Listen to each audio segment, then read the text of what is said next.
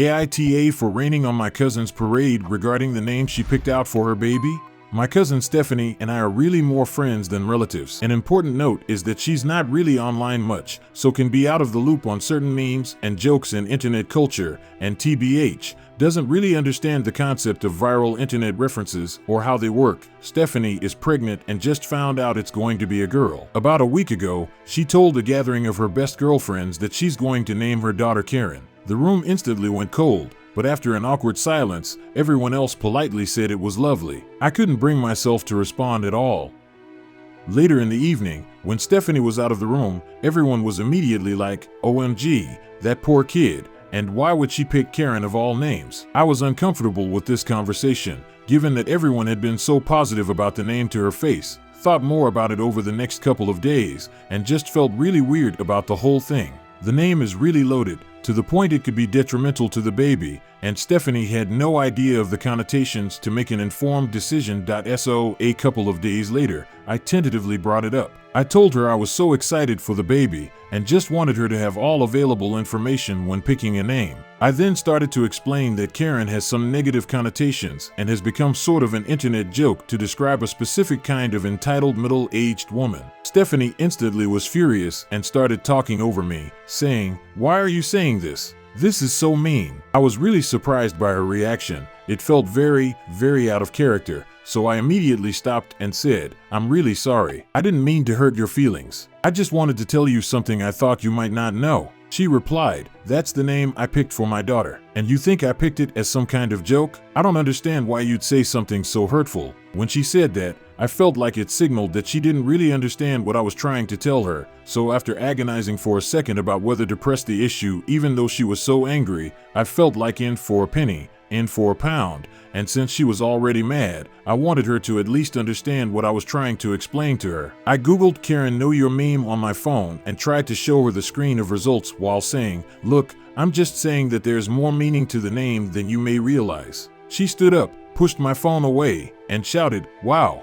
She then stormed out of my home and drove away. My aunt and mom have been berating me all week because Stephanie told them that I made fun of her baby name. Stephanie has not spoken to me or responded to my texts since, I can take a hint, and I'm not going to broach a topic again that caused so much distress, but I keep going back and forth on whether I was TA here by bringing it up in the first place. Note, in the original post, OOP was overwhelmingly given a YTA judgment in response to this post. Edit. Thanks, everyone. I have been properly schooled, and I accept my judgment that I was TA here. Stephanie and I have a history of being extremely open and honest with each other. I was the maid of honor in her wedding, which we planned on being the case from a young age, and we always joked as teenagers that part of my duties would include talking her out of the marriage if the groom she picked sucked, and so maybe I was too flippant with approaching this topic due to our history, and was unempathetic in underestimating how much she was already invested in the name she chose for her future daughter. I admit I'm a bit frustrated that Stephanie still doesn't understand what I was trying to tell her. She still thinks I was making some kind of weird, cruel joke accusing her of picking the name as a joke, but I have messaged her a sincere apology that she accepted, and I will never speak of this again to Stephanie or baby Karen. I'll also stand up for Stephanie if her other friends shit talk the name around me again. If they're not willing to voice their thoughts to Stephanie directly, they need to not say the kinds of things they were saying behind her back. Edit 2. One more thing. I definitely was not trying to tell Stephanie to not name her daughter Karen. I just wanted her to make the decision either way knowing the connotations, since I'd want someone to do the same for me if I picked a baby name with cultural baggage I wasn't aware of. I realize now I handled it poorly and was hurtful to Stephanie in the process, but I just wanted to be clear that I wasn't actively trying to talk her out of the name. I just didn't want her to be blindsided if it came up later. Additional context from OOP's comments. Stephanie and her husband have a deal on baby names where she picks girl baby names, he picks boy baby names, and they each have unlimited veto power for the other person's choices. He's on board with Karen as far as I know. We're all the same age, late 20s, but neither of them spends time online or is even particularly tech savvy. My post last summer wasn't the most exciting or dramatic on AITA, but I wanted to provide an update if anyone is interested. Baby Karen was born healthy and happy back in October. She's an absolute sweetheart of a baby, and I'm totally in love with her. Between March and May,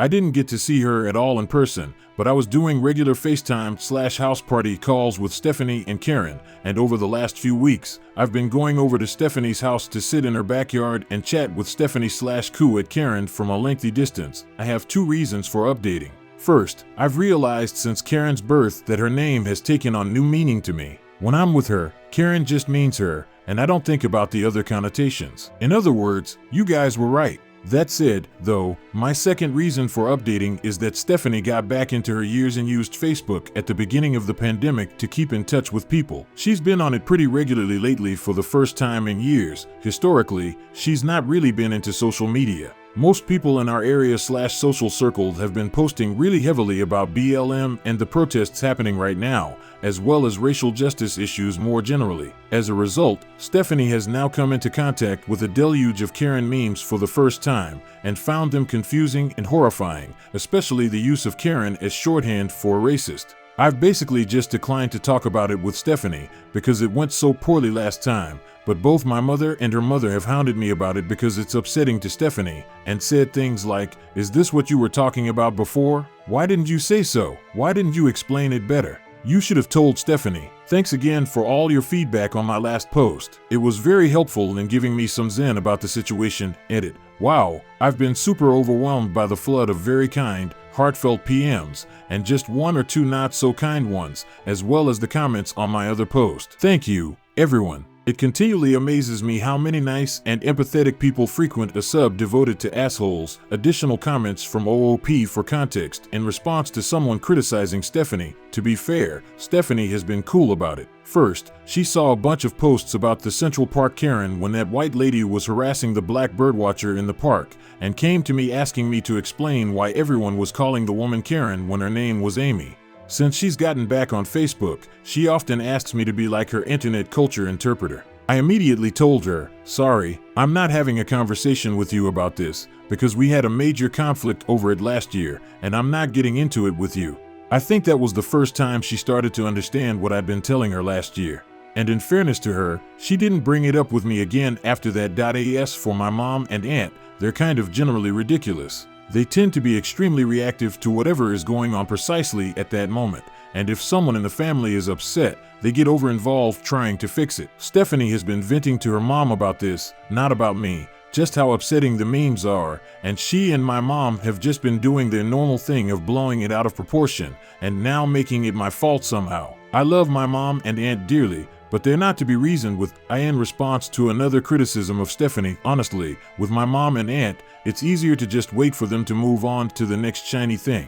I don't blame Stephanie at all. She's just upset and confused, but hasn't made it my problem at all. My aunt and mom just have a flair for the dramatic. In response to someone saying they still thought OOP was TA'd because they only brought up concerns with the name for selfish reasons. I probably wasn't clear about this in my original post, and I think it's probably because that's the part 1 cut down when I went way over the word limit on that first post.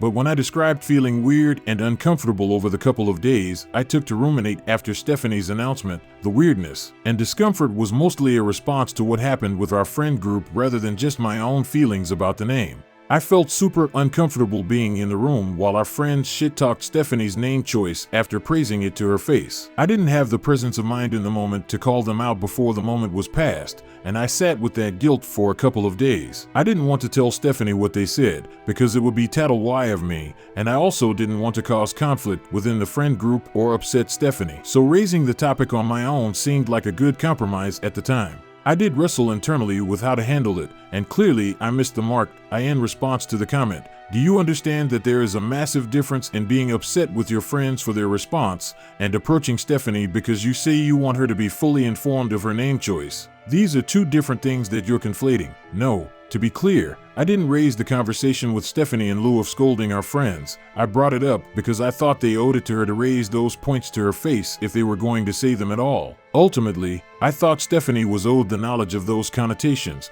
whatever she chose to do with that knowledge. Also, I don't know how to explain the context of our relationship, but Stephanie and I have a lifetime of shared radical honesty with one another, from the inconsequential, telling each other when outfits are unflattering, to the difficult, when she gave me a come to Jesus talk years ago about how someone I considered a close friend was super shitty to me and that I should end the friendship. Based on our extreme closeness and shared history, this conversation felt like the right move at the time, even though it ultimately backfired. Hi all, I've gotten a few PMs over the last couple of years asking for updates, and since we just celebrated Karen's 3rd birthday, I wanted to circle back to anyone following this story. First of all, baby Karen, not so much a baby anymore, is doing amazingly on her developmental milestones. She's a very bright child, sharp as the sharpest tack, and extremely tuned into her environment. Some of what she says is already fully in complete sentences, which just makes me want to cry when I hear it, because it seems like Stephanie was giving birth just yesterday. Karen loves books already, and will intently study the pictures in them for huge stretches of time and claim to be reading. And you would not believe the uncomfortably incisive questions she's already asking. I am fully convinced this child is going to grow up to be an actual genius. Regarding the name, unfortunately, when Karen started daycare earlier this year, she started getting grief for her name pretty quickly from the older kids. The daycare she attends mixes the ages together at a couple of different points throughout the day, and while there fortunately wasn't much direct bullying, 2 of the age 5s must have heard and internalized the derogatory connotations of the name Karen at home. As a result, they found her name absolutely hysterical, and they kind of spread the idea to the other kids that there was something funny/wrong about her name. Karen was too little to understand what was happening, but found the other kids' behavior toward her generally upsetting. The daycare staff made every effort to shut it down and let Stephanie and her husband know right away. After about a month of this, where the daycare wasn't having much success putting the kibosh on this behavior and the kids weren't dropping it, Stephanie and her husband made the decision that Karen would be going by Carrie from now on, which was already an established nickname that a lot of family and friends were already using, and that Karen already recognized as referring to herself. Stephanie and I never really fully revisited what happened during her pregnancy, but when she was telling me about what was happening in daycare, she apologized to me. I immediately felt terrible and reassured her there was no reason to apologize. Emotions are complicated when you're pregnant, and that I thought having Karen go by Carrie was a great solution. Though changing what you're used to calling someone is fucking hard, I've found, and I'm still directly addressing her on manual mode every single time. A lot of the responses I got to my last post were gleeful and leaned into the schadenfreude of the situation, and I have to say those responses really bummed me out. I would much rather live in a world where I was wrong about the impact Karen's name would have on her. I cannot emphasize enough what a sweet dispositioned, smart, curious, loving little girl Carrie is, and how much she deserves every good thing in life. Also, a lot of people didn't like Stephanie in my last post, but I need you to understand that this is a tiny snapshot of a very emotionally high-strung time in her life, and overall, Stephanie is a wonderful lifelong friend. She has gotten me through so many personal crises over the years, and she will never fail to show up for the people she cares about. Being pregnant and having a strong emotional attachment to the name you've picked out for your daughter is completely understandable, and her pregnancy was pretty rough on her moods. She once wept uncontrollably at a cat food commercial when she was about 7 months pregnant. I also think my approach for trying to explain the name issue those years ago was very clumsy, and I could have done a better job of bringing it up. That said, with the distance of time, I am really glad I did broach the topic. I feel like I owed Stephanie that information, and I can feel good about giving it to her. If I'd chosen not to bring it up at the time, I think I'd have a lot of regrets now. The only thing I'd change now, looking back, is that I would try to bring it up more gently somehow with Stephanie so I could have had the chance to explain. In summary, all is well. We've run into a little bump in the road with other kids' reactions to Carrie's name, but in some ways, it's better to get this out of the way now, when Carrie doesn't really understand what's happening, than have this happen in kindergarten or elementary school down the road, when full-on bullying could be a risk. She's adjusting really well to going by her nickname full-time, and Stephanie and her husband are planning on enrolling her with Carrie as her preferred name in all future schooling. And since schools around here go by preferred name rather than legal name in things like classroom roll calls, it's possible she can get through K-12 without it ever really being widely known among her peers that her legal name is Karen. And I really hope this common usage of the name Karen dies down in the next few years. Really disappointed to be getting hate messages directed at Carrie, wishing that terrible things befall her and calling her the C-word. Please remember she's an innocent child. Edit 2, point of clarification. The boys at daycare apparently didn't know that Karen was a name. The way they'd heard it used at home made them think it was just a term used to insult people, and that it might be a bad word. That's why they found it so funny, because, in their worldview, it was like meeting someone named Fartface or Asshole. The daycare staff explained to them that Karen is a real name, and that lots of people are named Karen, and of course they tried their best to curtail the mockery, but nothing really helped until the name change and a little bit of time had passed. Things at the daycare are now back to normal. The other kids are calling her Carrie, and everyone has, fortunately, moved on. Edit 3. Please don't harass Redditors who gave a YTA judgment on my first post. They gave their honest judgment at the time in an online space specifically set up for that purpose. I didn't post on an advice sub, I posted on a judgment sub, and there's no reason to call people to the mat for judgments I asked for, made in good faith. From 3 years ago, Stephanie is genuinely a great friend and a good person.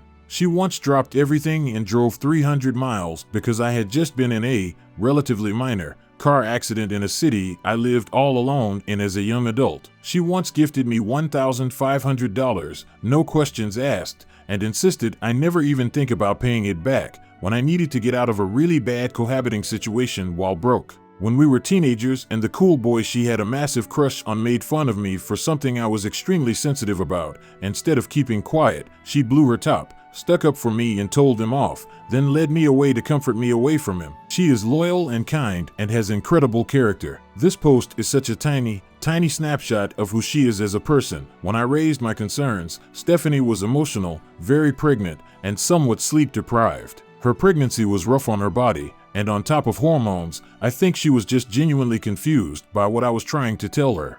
For those of you who have contacted me asking for an update, I wanted to circle back and close the book on the baby Karen/Carrie chapter. As of last month, Carrie is now legally Caroline, last name, and she has even been issued a new birth certificate with her new legal name. The daycare bullying issues had already died down since Stephanie and her husband switched to calling her Carrie, but this legal name change now means that the Karen issue won't crop up again when she starts school. There were also some other minor incidents that pushed Stephanie and her husband to make that decision around a legal name change. They were getting to the point where, almost any time they were having to provide Karen's legal name to get a service, they were getting an immediate reaction, even from adults. It was usually just a meaningful look, but barbed comments were not unusual. The final straw was when they were at the airport getting ready to fly to visit Stephanie's in-laws with Carrie. The TSA agent at security made a snarky comment, and then later when they needed to ask the gate agent about their seats, the gate agent rudely laughed at seeing Carrie's ticket, then showed the gate agent standing next to her, who just shook her head and said, "Poor kid," to her coworker while fully ignoring Stephanie and her husband. And they had this interaction in front of Carrie. Something about that day in the airport was a turning point for Stephanie and her husband, and they started the name change process as soon as they got home. It was much easier than they were expecting, and cost a grand total of $30. Carrie is a joyful, sociable little girl, and while it's impossible to know right now if these negative experiences caused any lasting damage, and I sincerely hope they did not, I'm happy to see that she continues to be a very outgoing, confident child. The conversation with Stephanie I mentioned in my October update was awkward and brief, but we've actually gotten back into it a few times since. Stephanie has apologized profusely for her initial reaction when we first talked. I've apologized for approaching things so poorly and not telling her right away about what our friends were saying behind her back, and in those conversations, we mainly ended up focusing on the resulting spiraling of my mom and aunt and what a mess that turned into. Together we've started to unpack some of the intergenerational shit around our family issues. To provide some of that context, our maternal grandparents were a nightmare. Our grandfather was an authoritarian revivalist preacher who was physically abusive and referred to himself as the spiritual leader and ultimate authority of the family. Our grandmother was a manipulative narcissist who psychologically tormented my mom and aunt for their entire childhoods. As a result, my mom and aunt trauma bonded considerably during their childhood and grew into extremely anxious and reactive adults. Any whiff of conflict sends them into panic mode, and in our family, we have these well-worn grooves of behavioral habits with my mom and aunt overreacting to anything that feels like discord and scrambling to clumsily smooth things over. As a result, Stephanie and I have both been working hard to build better boundaries with our mom's generation and have agreed to be really cautious about what information we give them. especially anything that is highly emotional. I've been in therapy for a couple of years now, and Stephanie also started therapy late last year. We've been talking about the ways that my grandparents traumatizing our moms caused intergenerational issues that impacted us,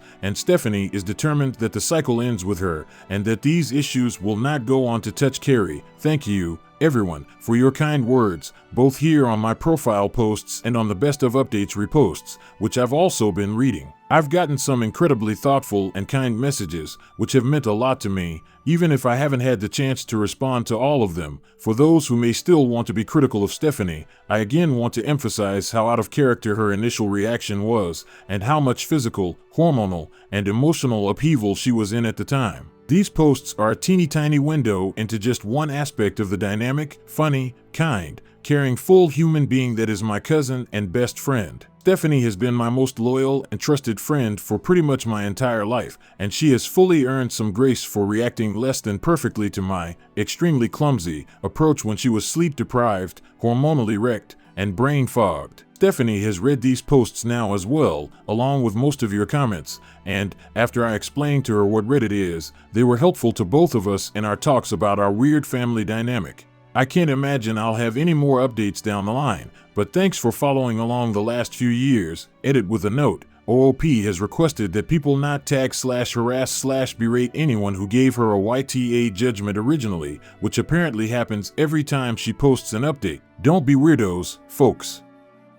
How do you like this story? Write your opinion in the comments. Subscribe to the channel. I love you.